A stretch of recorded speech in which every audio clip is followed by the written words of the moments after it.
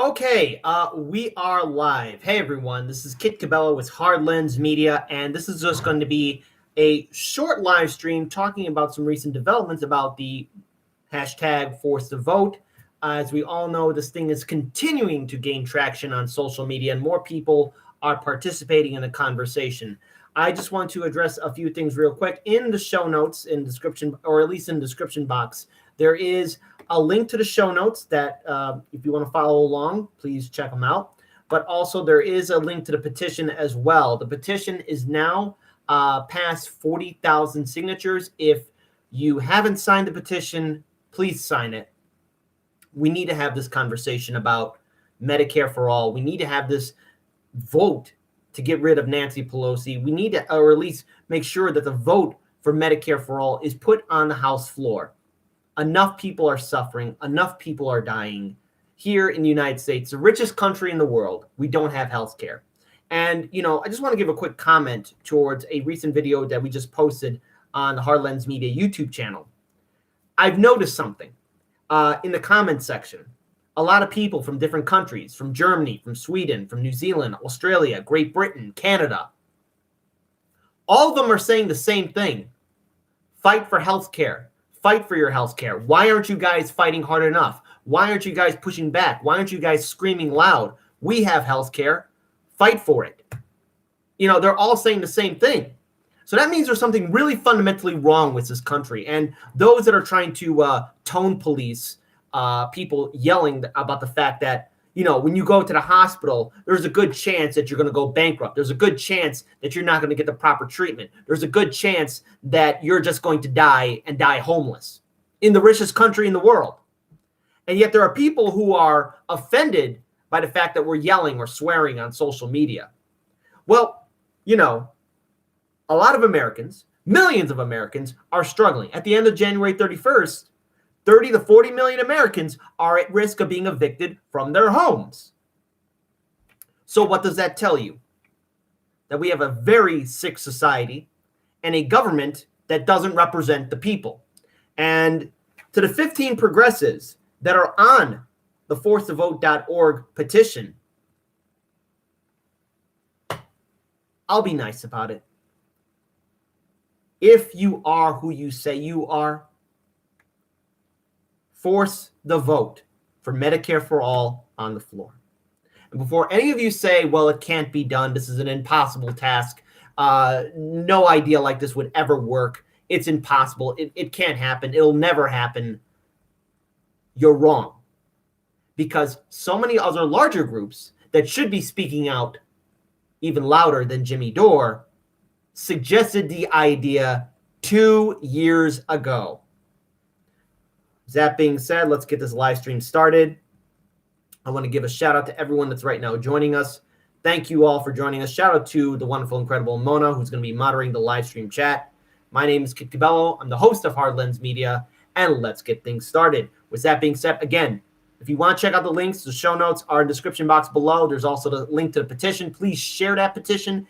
And there's also a very interesting article that I added in about Nancy and the whole idea of PAYGO that AOC is saying is such a wonderful idea.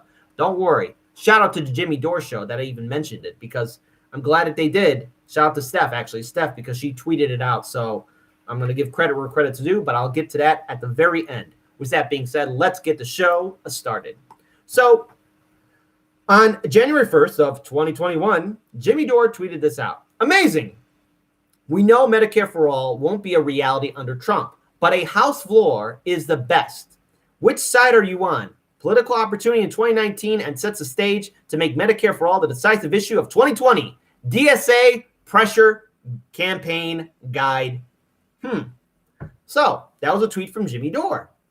Well, I decided to click the link. This is from the Democratic Socialists of America. Now, to be very clear, when I was being interviewed by Jackson Hinkle, who is right now protesting with so many other heroic independent media reporters in Washington, D.C. for hashtag Force the Vote. He mentioned that there were some smaller groups of DSA that are in solidarity with hashtag Force the Vote. So I don't know what's going on with the larger DSA, but you would think that since these are the people who created this House Pressure Campaign Guide, and I invite you guys to share this link, you would think that they would be screaming the loudest too. In fact, louder than Jimmy Dore. So I will read this fantastic guide to you guys. And there's a video in there as well. I don't have time to play the video, but I will read the article. As Democratic Socialists, the fight for an uncompromising Medicare for all, one that guarantees free at-use care to all through a single public program, is a singular way to organize working people around a demand that will materially improve their lives. We have the power and the numbers to make it happen. 70% of Americans support Medicare for all, including 85% of Democrats and 52% of Republicans. Winning Medicare for all will save the average working person thousands of dollars per year while guaranteeing health care security to every single American resident. Not only this, but it will democratize nearly 1/5 of the U.S. economy by eliminating massive parasitic industry in a major blow against capital. 2019 presents a unique opportunity for the Democratic Socialists for Medicare for All campaign to be a key player in pushing H.R. 1384, that's House Resolution 1384, the Expanded and Improved Medicare for All Act, to a vote in the House of Representatives. DSA is not alone in this work. National Nurses United, along with nearly 30 other national and local unions and progressive organizations, are coordinating to take advantage of this moment. Since Bernie Sanders' presidential run in 2016, single-payer advocates have been successfully turning Medicare for All into a litmus test for politicians. A floor vote in the House will force representatives to finally reveal whether they are on the side of healthcare profiteers or on the side of the working class. Representative Alexandria Ocasio-Cortez and to the 14 other progressives that are on the forcetovote.org petition. I'm going to read that aloud for you one more time.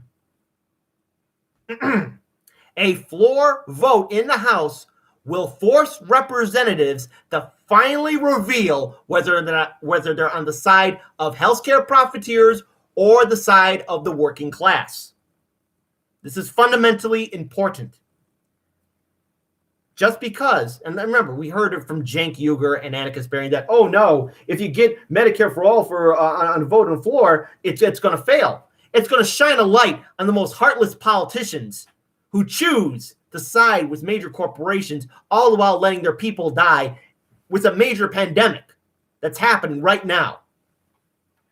And they were saying that 2019, the DSA was saying that in 2019, this would be a good idea to do.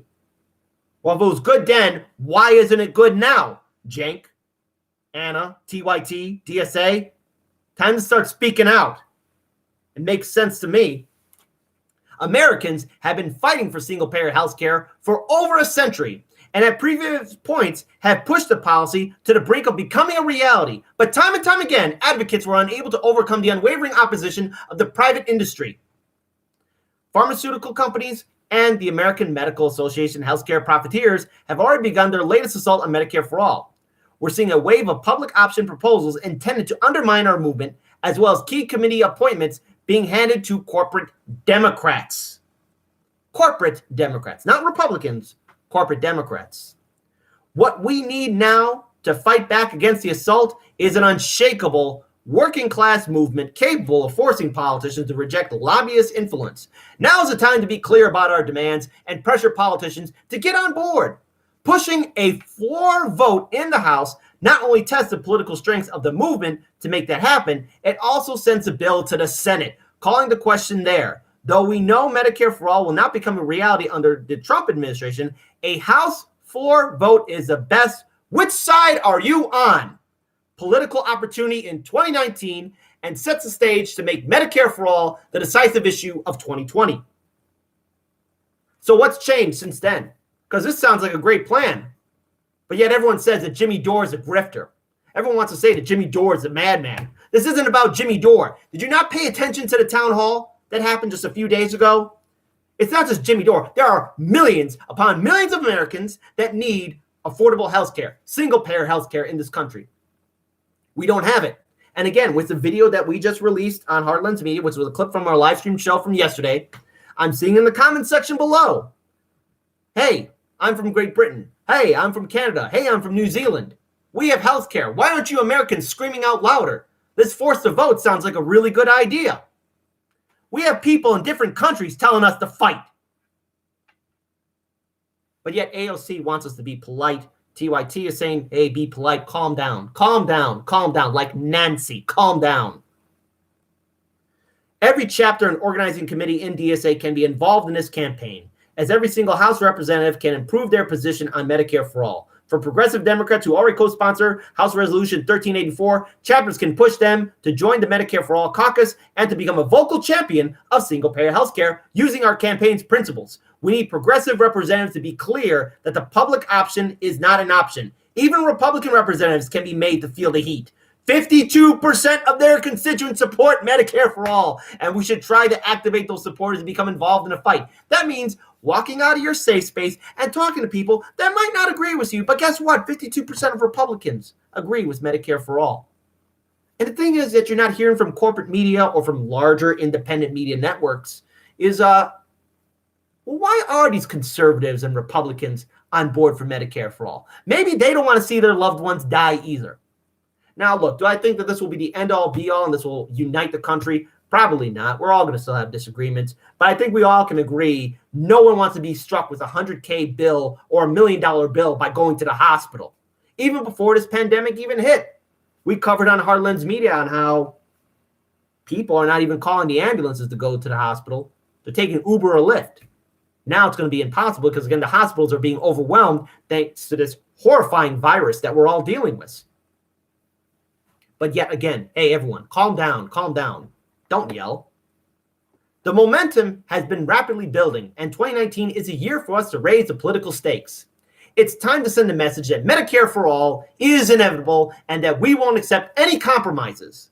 This guide will help your chapter plan out a pressure campaign on your House representative. The first chapter talks about the ways in which to build and participate strategically in local coalitions. The second discusses planning and preparing for a meeting with your rep. And the third offers a variety of tactics for escalating pressure on your rep.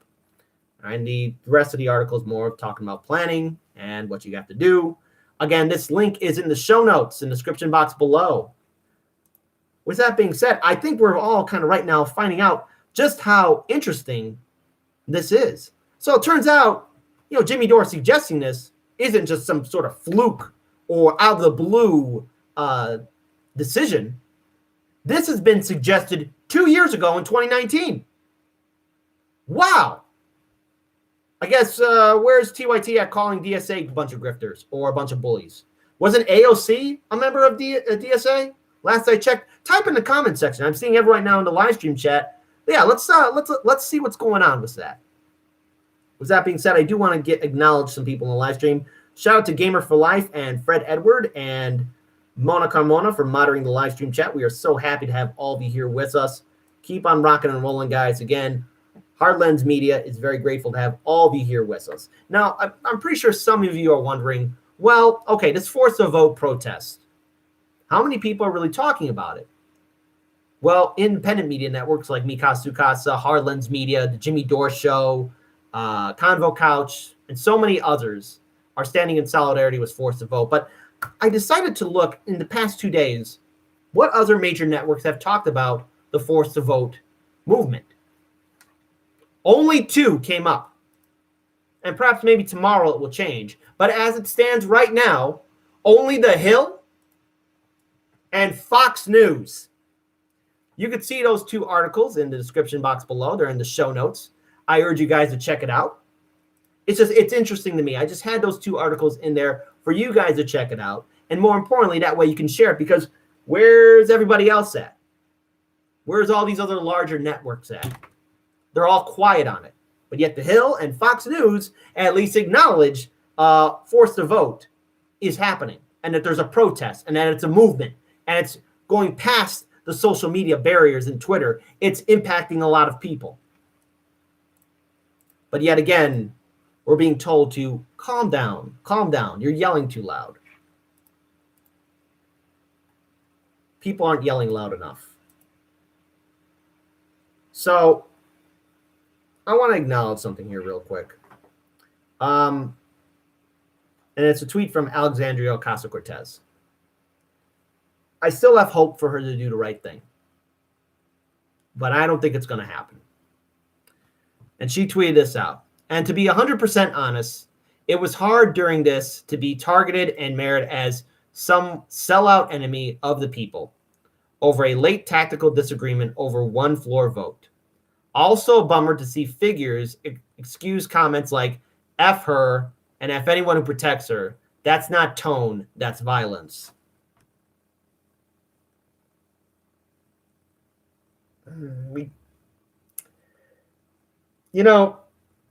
Again, watching that video that was edited by Matt Orfalea for the town hall, for the Force to Vote town hall, that was only scratching the surface, AOC. People have every right to scream and yell at our politicians. The organization that you were once part of, DSA, they suggested a floor vote. So just because Medicare for All will die on the floor, it will shine a light on your fellow colleagues in the United States Congress just how heartless they are, so that the American people can basically say, the hell with them, and we don't have to be nice. You got into office because you were a firebrand. You were a leader. You were telling people to challenge the system, and now all of a sudden we have to watch our tones? I hope I'm wrong about this, but if this vaccination doesn't work, COVID-19 is still going to be with us in 2021. All the problems in 2020 are still with us. Same thing with our corrupt, inept, horrible healthcare system. But yet, Cenk Uygur goes on to tweet this out. This is an excellent win for progressives. You can't win on Medicare for All until you win on PAYGO. That's why TOIT pushed progressives to kill PAYGO 2 years ago. And now this has borne fruit. If you don't realize what a big win this is, you just don't understand politics. And what he means by saying this is that AOC is talking about, but let us celebrate this achievement. We need energy to keep pushing. These rule changes are a big blanking deal. Breaking austerity mindset and rules on climate is a major tenet of the Green New Deal. We will learn, build, uplift, and advance together. All right, so if you're going to vote for Pelosi, here's the thing. Let's say AOC and all the other Democrats vote for Pelosi to be Speaker of the House. Nothing will fundamentally change because, shout out to Seth Zamorino, Jimmy Dore's wife, who actually mentioned this on her live stream show with Jimmy, about Nancy's PAYGO. Pelosi would sabotage the progressive agenda with PAYGO rules. So what's going on? Well, here's an article from 2018, December 11th of 2018. As Republicans in Wisconsin and Michigan are using lame duck sessions to overturn the outcome of last month's elections, throwing aside longstanding procedures and basic democratic principles, House Democrats seem determined to throw up roadblocks to limit what they can do with their new majority. This is when they got 230 seats. Now they're down to 219 under Nancy's leadership and the DCCC.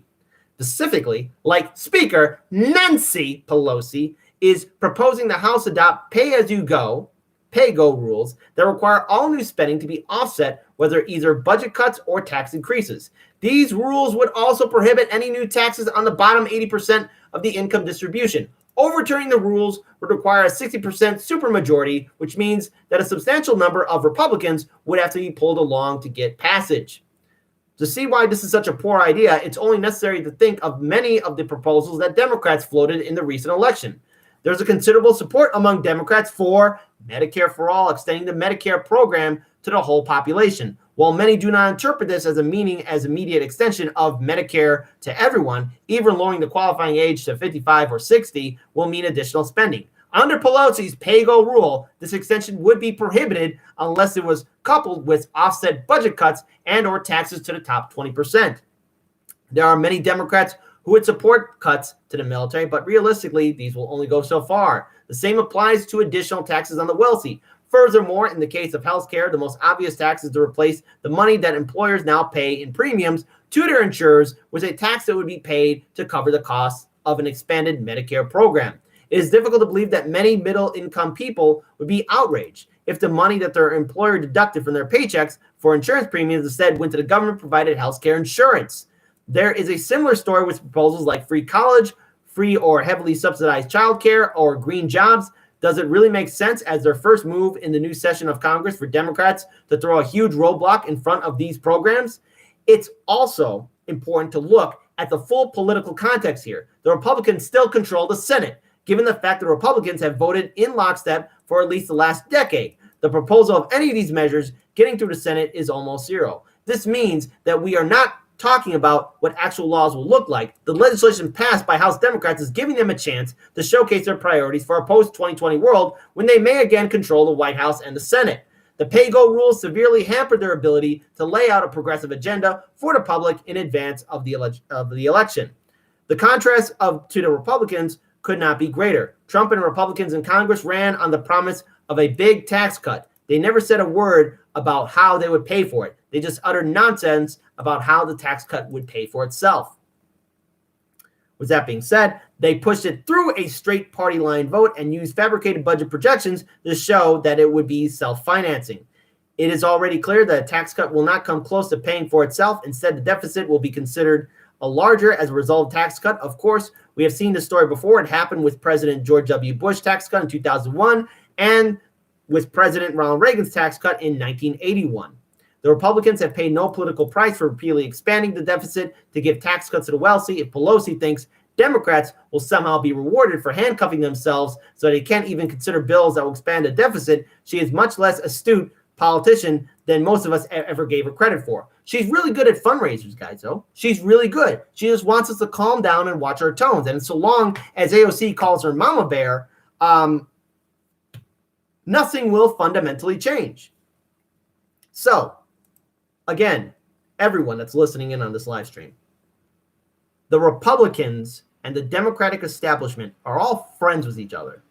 So right now, there's this big celebration that somehow the Democrats did this big win because of the Green New Deal that AOC was pushing forward just before we got into 2021. I want to be clear about this. If Nancy Pelosi is once again made Speaker of the House, we're not going to get a vote for Medicare for all at the height of the pandemic. And that means those 15 progressives that are on the forcetovote.org petition are willing to turn a blind eye to people suffering. You know, it's going to get worse. Again, 30 to 40 million Americans are at risk of being evicted. We're dealing with an economic crisis. We're dealing with a housing crisis. We're dealing with a healthcare crisis and a virus. You know, as more and more Americans are struggling right now, many Americans are going to be put in a very difficult position of whether they pay the electric bill, the heating bill, whether they can put food on the table. So I think AOC and all the other tone police need to kind of be careful here for a minute, because it's really hard to tell someone to calm down when their loved one is sick and dying, when their loved one is starving, or when they're all at risk of being evicted on the streets. Because people will be doing far, far worse things than yelling or swearing on social media or doing videos on social media. They'll be out there in the streets demanding justice. Now, the force to vote isn't a brand new idea. It's been suggested time and time again. And the two-party system has allowed it to continue. Jimmy Dore is not the problem. This is bigger than Jimmy Dore. But yet you do have people on social media like Nomiki Konst who said, Dore is funded by Steve Bannon. Dore is funded by Steve Bannon. Shout out to Graham Elwood and Nico House for actually capturing that tweet.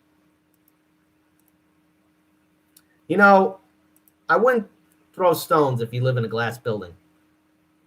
Because, you know, Nomiki, I know you were part of TYT, and, you know, they have been accused of getting Soros money. Whatever.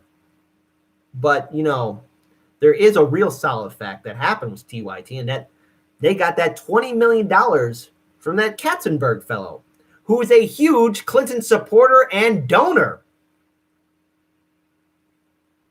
It's really hard to tell people to calm down when their loved ones are hurting. It's really hard to tell people to calm down knowing that if they lived in another country, in another first world country like Canada or Great Britain, New Zealand, Australia, Sweden, Germany, I don't know, all these other democracies, you know, they wouldn't be having this situation. Their loved ones would be still alive. They could afford their medicine and not go bankrupt. See, it's really easy to get angry because what we're living in is a madhouse. What we're living in is something that is far beyond anything that should happen in any civilized country.